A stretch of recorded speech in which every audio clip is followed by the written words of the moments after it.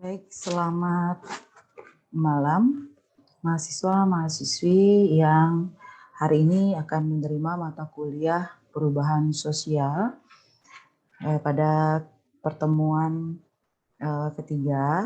Di minggu ketiga ini saya akan mengajak saudara untuk membahas terkait dengan bagaimana realitas sosial para petani-petani di Indonesia menghadapi perubahan sosial, khususnya secara ekosistem dan perkembangan digitalisasi yang menuntut sumber daya manusia pertanian di Indonesia melakukan suatu perubahan. Nah, kita ketahui bersama bahwa Indonesia merupakan daerah agraris, ya, dengan masyarakat yang didominasi oleh kehidupannya dengan mata pencaharian sebagai seorang petani. Ya, petani merupakan salah satu bagian masyarakat yang hidup dengan mengolah potensi sumber daya pertanian. Sebagai suatu masyarakat yang tinggal di daerah pegunungan, masyarakat petani mempunyai karakteristik sosial tersendiri yang berbeda dengan masyarakat lainnya. Ya, jadi dapat kita amati bersama bahwa mayoritas dari masyarakat yang bermata pencarian sebagai petani lebih berkembang pesat, ya, dengan struktur masyarakatnya yang bersifat heterogen, memiliki etos kerja keras, ya. Mereka para pejuang rupiah yang begitu tangguh, ya. Dari mereka bangun pagi harus melaksanakan kegiatan-kegiatan pertanian, ya, membajak sawah dan lain-lain yang mereka kerjakan, ya. Kemudian solidaritas yang kuat, ya, seperti di Bali ada yang namanya Suba, ya, seperti itu, ya. Jadi masyarakat pertanian itu memiliki solidaritas, toleransi yang luar biasa bagus, ya. Kemudian struktur masyarakat, selain struktur masyarakat tersebut yang bersifat heterogen, ya, dan terbuka terhadap perubahan dan interaksi sosial, ya. Sekalipun demikian, masalah kemiskinan masih saja melanda para petani-petani kita atau masyarakat yang bermata pencaharian sebagai petani. Ya, masyarakat petani adalah masyarakat yang tinggal di daerah, biasanya di daerah pegunungan, yang menggantungkan hidupnya dari sawah. Masalah yang terjadi pada masyarakat petani merupakan masalah yang bersifat multidimensi, sehingga untuk menyelesaikan diperlukan solusi yang menyeluruh dan bukan solusi secara parsial. Nah, harus diketahui pula bahwa akar masalah yang menyebabkan terjadinya kemiskinan pada petani yaitu terdapat beberapa aspek, ya, yang menyebabkan ini. Di antaranya tidak adanya perhatian pemerintah yang memihak pada masyarakat petani. Banyak program yang terkait dengan masyarakat petani ya masih top down dan selalu menjadikan masyarakat petani sebagai objek, bukan subjek. Selain itu, kondisi alam sangat berpengaruh pada tingkat kesejahteraan petani.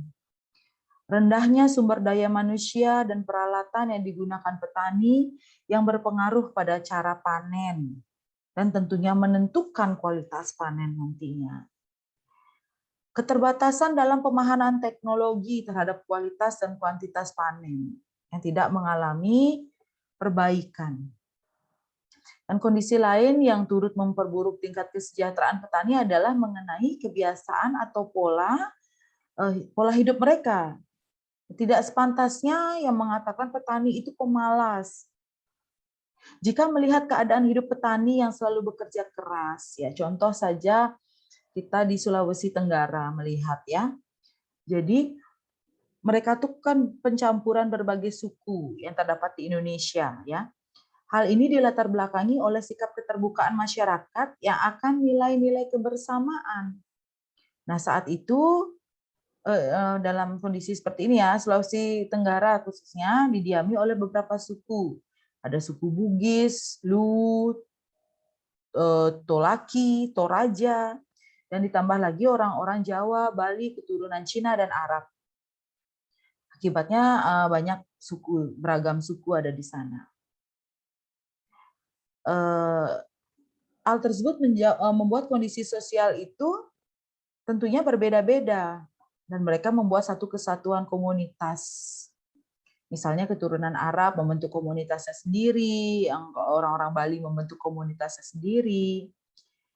Tapi hal-hal demikian tidak menjadikan mereka acuh tak acuh satu sama lain secara tatanan sosial. Yang mereka akan selalu bekerja sama. Ya contohnya saja dalam hal ini di bidang perdagangan. Ya, tidak bisa dipungkiri pedagang-pedagang besar di Sulawesi Tenggara itu dikuasai oleh keturunan Cina. Ya akan tetapi kerjasama dengan suku Sulawesi Tenggara asli, Bali, dan sebagainya berjalan dengan baik. Dalam bidang kebudayaan di Sulawesi Tenggara dapat dijumpai berbagai macam kebudayaan. Ada baik kebudayaan yang berasal dari agama Hindu, Islam, maupun suku asli Sulawesi. Jadi pembangunan masyarakat desa di sana ya memang kehidupannya masih sangat primitif atau masih mengikuti budaya, istilahnya masih apa namanya, masih identik dengan identitas budaya mereka, ya.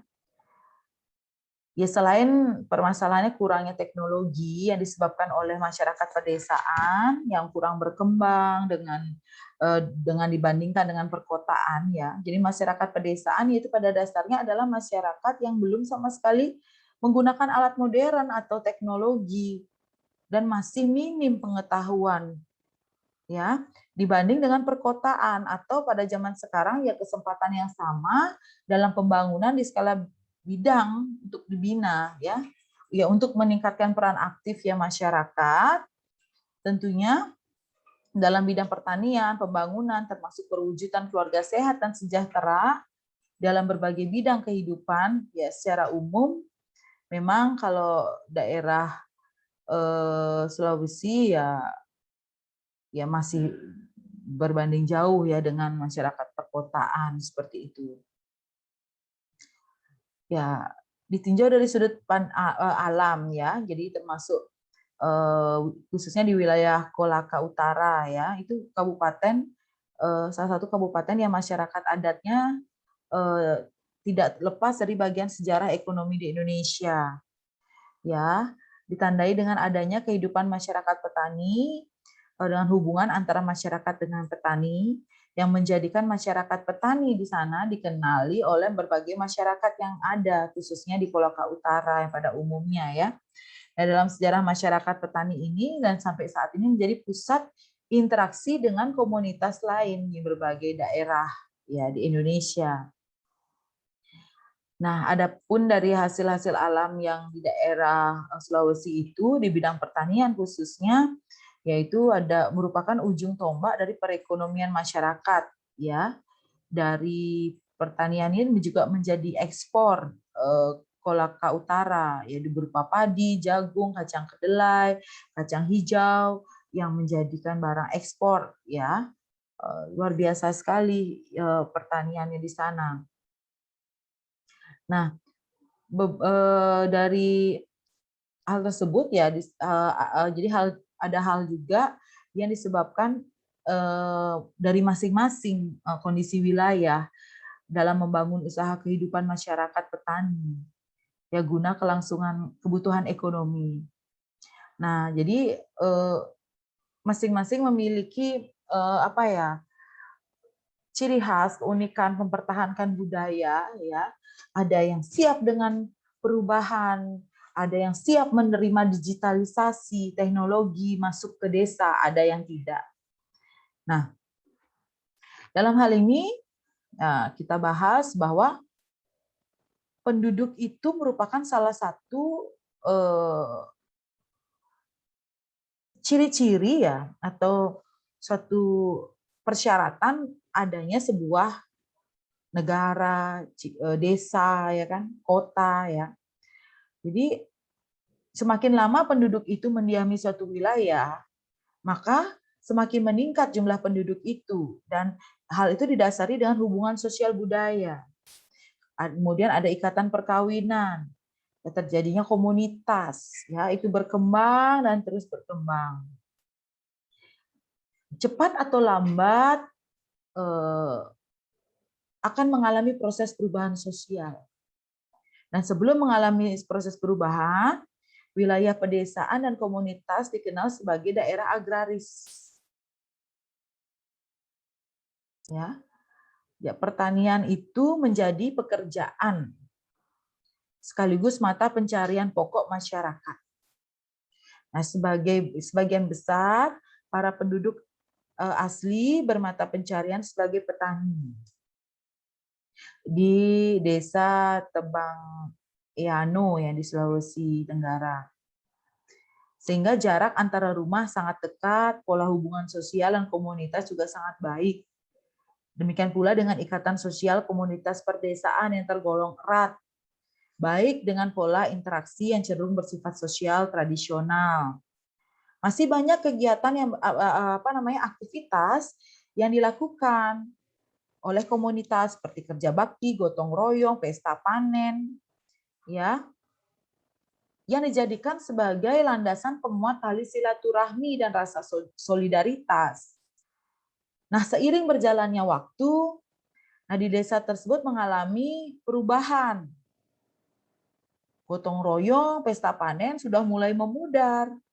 Nah, keberadaan lembaga yang merupakan respon terhadap kebutuhan masyarakat sehingga tidak ada kebutuhan baru.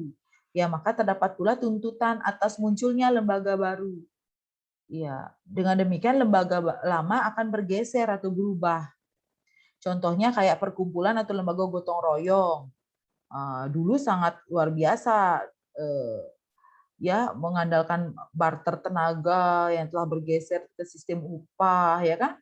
Sistem sangkap atau bagi hasil ya semakin bergeser oleh sistem persewaan, ya gotong royong yang dilandasi oleh partisipasi ya sekarang sudah dilandasi oleh mobilisasi. Ya, perubahan sosial komunitas petani, ya manusia ini adalah makhluk sosial yang tidak bisa hidup sendiri-sendiri karena manusia selalu membutuhkan bantuan dari orang lain, dari manusia lain. Sektor pertanian itu merupakan mata rantai yang sangat mempengaruhi pola kehidupan sosial komunitas petani yang ada di daerah tersebut. Dan mata pencahariannya tidak hanya bertani ya. Setelah bertani dia tentunya ada pedagang ya. Ya walaupun mungkin terpencil seperti itu. Jadi perubahan itu terjadi di satu aspek akan merambat ke aspek lainnya. Ya buruh-buruh wanita yang ada dulu di sana yang biasanya menumbuk padi sebagai hasil tambahan sekarang hanya tinggal di rumah. Masuknya traktor menyebabkan tenaga kerja hewan seperti sapi atau kerbau menganggur. Dan buruh tani ya yang keadaannya berkeadaan terpuruk sebegitu melakukan urbanisasi. Dia mencari pekerjaan di kota lain yang sekiranya dapat menghidupi dirinya. Seperti itu. Ya. Jadi tidak hanya manusianya aja yang menganggur, gak ada kerjaan, termasuk hewan-hewannya pun menganggur dia karena sudah digantikan oleh mesin. Ya. Para petani ini kira-kira siap nggak ya dia menghadapi perubahan kalau melihat fenomenanya seperti ini? Ya karena kehadiran alat pembajak modern yang digerakkan oleh tenaga mesin membawa dampak ya dalam pola pertanian yang ada komunitasnya itu ya kehidupan membajak sawah sudah nggak lagi menggunakan bajak tradisional ya sudah canggih semua. Nah jadi hal ini menyebabkan transformasi perubahan sosial ya, yang dari tradisional menjadi modern. Yang dulunya canggih menjadi yang dulunya kuno menjadi sekarang modern. Sudah ada apa namanya pembaharuan, modifikasi seperti itu. Nah, itulah fenomena yang saya jabarkan untuk satu daerah. Ya, kira-kira bagaimana di daerah Anda? Ya, di Bali, di Jawa, di Kalimantan, di Nusa Tenggara Timur, Nusa Tenggara Barat, ya pasti berbeda-beda ceritanya, keadaannya, masyarakatnya. Ya, tugas Anda hari ini setelah menyimak video saya adalah bagaimanakah transformasi atau perubahan sosial kehidupan masyarakat petani di daerah Anda masing-masing. Coba Anda ceritakan dalam suatu tulisan, dalam bentuk tulisan ya. Itu kemudian dari masa yang lalu dan sekarang ya. Buatlah transformasi perubahan sosial para petani di mana daerah Anda masing-masing. Kemudian yang kedua, bandingkan kehidupan pertanian di daerah Anda dengan daerah lainnya. Ya, silakan bandingkan dari beberapa daerah, bisa di daerah antar teman-teman kalian saja yang telah melakukan pengamatan, baik pengamatan melalui media maupun pengamatan yang Anda lakukan secara langsung, mungkin dengan berkomunikasi dengan keluarga di kampung, mungkin ya, seperti itu. Anda bisa menjawabnya, mengumpulnya nanti di Google Classroom minggu depan. Ya, nanti saya akan berikan linknya. Oke. Jadi untuk sekarang ya silakan Anda untuk menginventarisasi dulu tentang kehidupan petani dengan transformasi atau perubahan yang terjadi. Demikian pertemuan hari ini. Terima kasih atas waktunya. Selamat sore dan sampai jumpa.